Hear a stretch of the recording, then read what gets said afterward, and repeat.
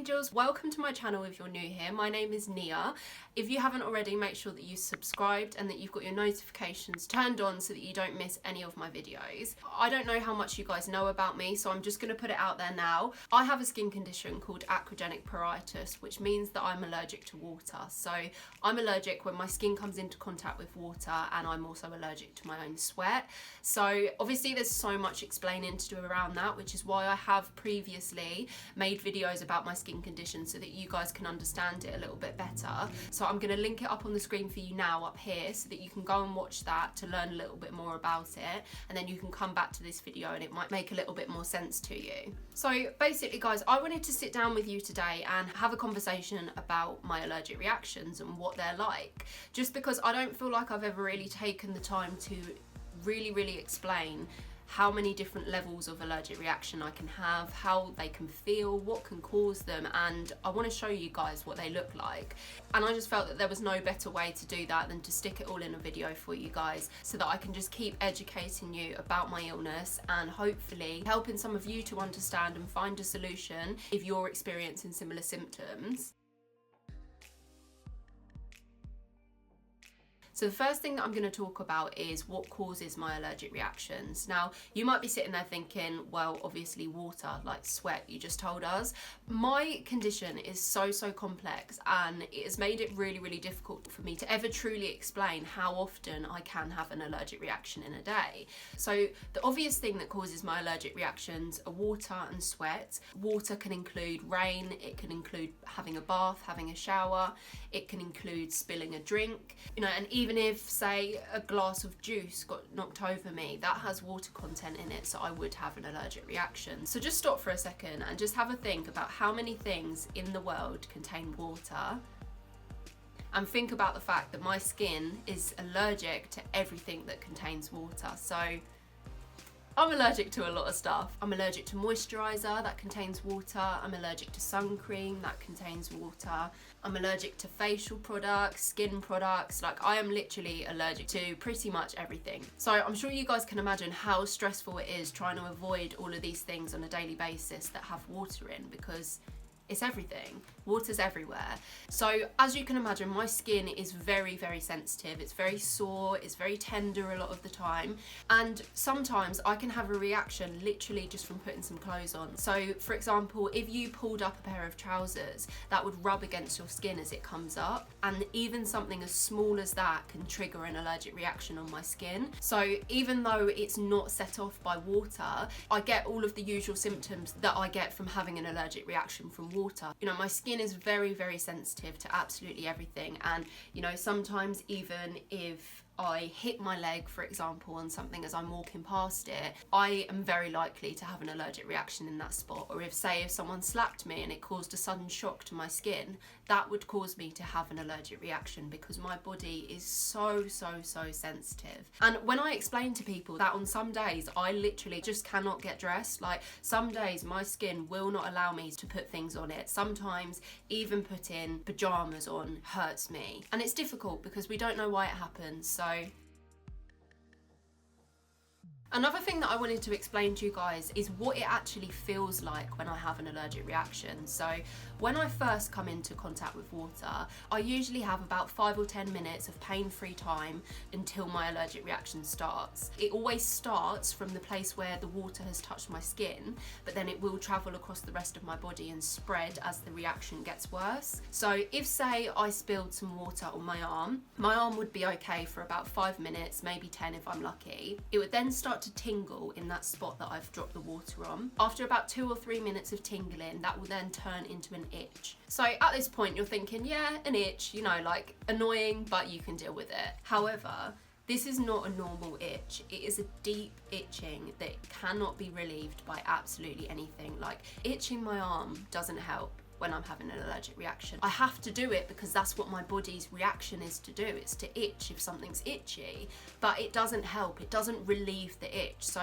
normally, obviously you get an itch, you scratch it and it goes. Like, you've relieved the itch. But the itch continues and it grows and it gets deeper and it will spread across my body. It's really hard to put like a time measurement on it because it's never the same, but usually after about 10 minutes or so, that deep itch will turn into a burn. And the best way that I can describe that is if you were to imagine your whole body stinging all over, itching all over. You feel so hot, so sore, you feel swollen. It feels awful. Like, and when I reach the burning stage of my allergic reaction, I can honestly say it is the most painful thing I've ever experienced in my life. It is so painful, so unbearable, and all you can think about in that moment is the pain that you're in. I can't talk, I can't walk, I can't do anything in that moment other than itch and be in pain. And if I can be dead honest, like, you know when you go to the hospital and they give you like a pain scale, when I spoke to my specialist about this and about the fact that it was causing me such intense pain, he told me to rate the level of pain at its worst, and I would say the pain is a 9 because it is so painful. I'd love to say 10, but it's just not true. Like, if you guys could see me at my very worst having an allergic reaction, then you wouldn't even recognize me. Like, I know I've got my bath video up and I know that is very graphic and it does show my allergic reactions. However, it could have been worse than the reaction in that video, and it has been worse on many occasions. And one day I will capture it for you and I will show you the extreme pain that my skin puts me through on a daily basis. And I'm not going to sit here and play them down and pretend that they're not that bad, because they are. Like, sometimes I'm sick because I'm in so much pain from my allergic reactions. Like, it can just be absolutely unbearable.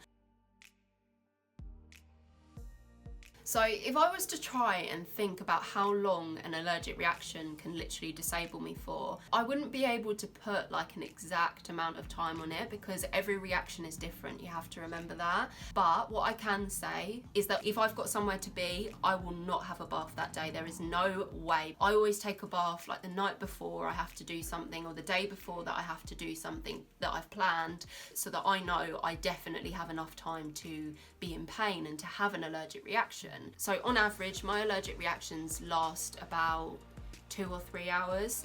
Now, it does vary. So if it's, say, an allergic reaction caused by getting dressed and it's not from contact with water, sometimes it can be a bit shorter. So sometimes it might only last like an hour. But the longest allergic reaction I think I've ever had is about 4 hours long.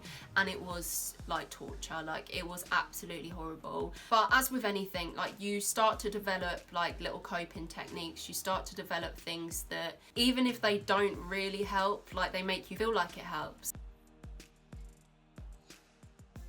So now I want to show you guys a bit of what it actually looks like. So with everything, it's better once you see it, isn't it? You understand it more once you see it. So I want to show you, they're not like brand new pictures. Like, I'm pretty sure some of them I've used on my videos before, but I just wanted to be able to show you guys what I'm talking about today.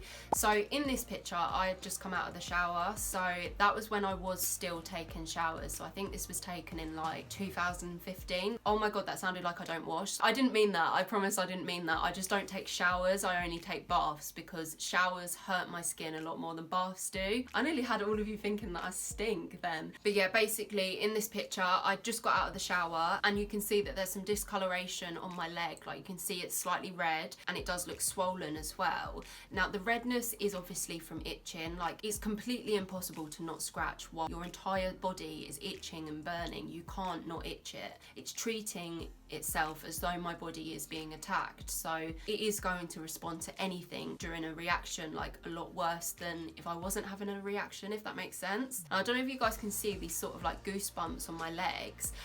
That is called keratosis pilaris, which is also another skin condition that I've got. All that means is that you basically have permanent goosebumps on your skin, which is what I have. I have it all on the back of my thighs and the back of my arms as well, which my doctor said is just something that I'll have to put up with, sort of thing. But I just want you guys to know that that is just what my skin looks like in certain places. It's not part of the allergic reaction. And then I'm also going to show you guys a picture that I took the other day after I had a bath. So this is a picture of my leg after I had a really, really severe allergic reaction while I was in the bath. So I had to scratch it, and that is so difficult to explain to people, but like, if I don't itch the allergic reaction, if I don't itch where it's itching, I will start getting spasms in my arms and my legs, and I'll start to twitch. So I have to itch in order to give myself a slight sense of relief, even if it is only for a second, like even if the itch does then carry on. I actually had false nails on, so I had acrylics on when this happened,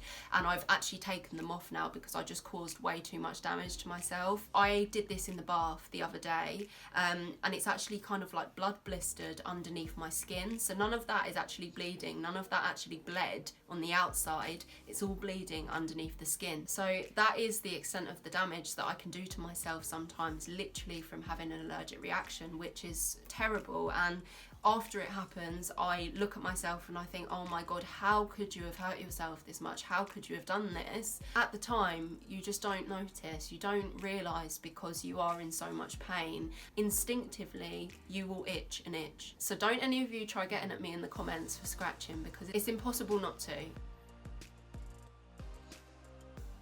And then lastly, guys, I wanted to go through with you what helps, because so many of you guys ask me like, oh, is there anything that you can put on your skin, or is there anything that, you know, soothes you a little bit? And realistically, no, like there's nothing that does help. But when you deal with something like this that causes you pain every single day, you do start to learn sort of like coping strategies and sort of little methods that you stick by, because you find that it reduces the pain even like by the tiniest amount. It sounds really weird, but for example, like I find it much better to have something on my legs if I'm having an allergic reaction. So I find it irritates me and hurts me a lot more if I can feel my legs touching each other. So if the insides of my legs are rubbing against each other, that will make the reaction carry on for longer because it irritates my legs. So I find that having something on my lower half when I'm having an allergic reaction does help, but it doesn't stop it. So like, it doesn't really help, do you know what I mean? It's kind of just something that I've told myself does help. And also, like, I use this aloe vera gel. So this is 100% aloe vera gel, which luckily doesn't cause me to have an allergic reaction,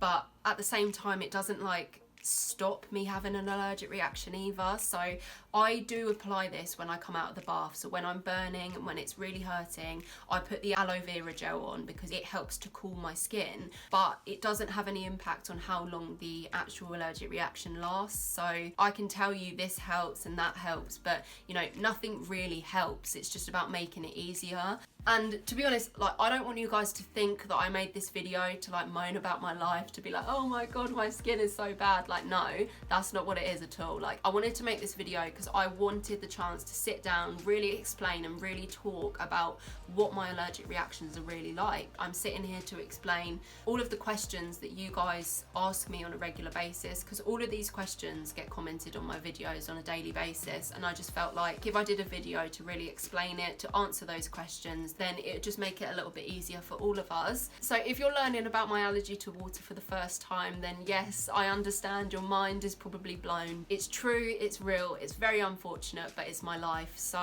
if you guys want to know any more about my skin condition or how it came about or how it affects me in different ways, then make sure that you head over and look at my allergic to water playlist, because it really will help you to understand. By the way, angels, make sure that you come and join me over on my Instagram. Go and give my Instagram a follow, and I've also got a Twitter and a Snapchat which you can add, and all of my social media is open to DMs and messages and everything like that. So if any of you guys ever want to get in touch with me, then just message me on social media. If you found this video a bit informative, a bit interesting, then make sure that you hit the thumbs up button. I love you guys millions and millions, and I will see you guys very soon.